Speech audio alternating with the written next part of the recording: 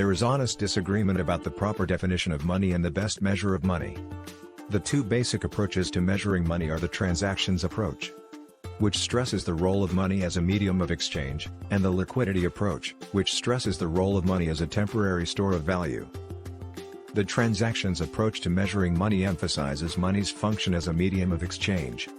They stress that this is an important difference between money and other assets. A qualitative difference exists between those assets that perform as a medium of exchange and all other assets. All assets serve as a store of value, people accept only a few as a medium of exchange. Such assets would include the coins and paper currency that people generally accept as a means of payment. Also included would be checkable accounts, on which people can write checks. The liquidity approach to measuring money stresses that the essential distinguishing property of money is that it is the most liquid of all assets. The liquidity attribute of an asset refers to the ease with which an individual can sell the asset at an unknown future time at a known nominal dollar price on short notice and with minimum costs. This approach emphasizes the function of money as a store of value, and plays down the medium of exchange role that money plays. In effect, this approach implies that money is not qualitatively different from other assets. Liquidity is a property of all assets, to some degree. We can rank assets along a continuum, ranging from money to financial assets such as stocks and bonds or real, non-financial, assets such as cars, stereos, and houses.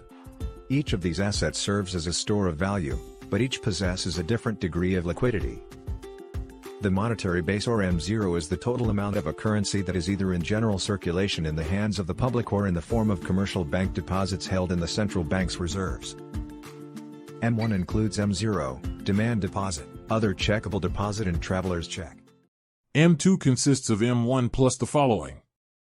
1. Savings and small denomination time deposits at all depository institutions.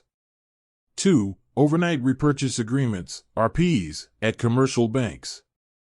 3. Overnight Eurodollars held by U.S. residents, other than banks, at Caribbean branches of Fed member banks.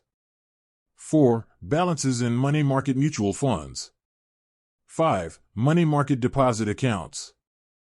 M3 consists of M2 plus the following. 1. Large denomination time deposits at all depository institutions. 2. Term repurchase agreements at commercial banks and savings and loan associations. 3. Term Eurodollars. 4. Institution-only money market mutual fund balances.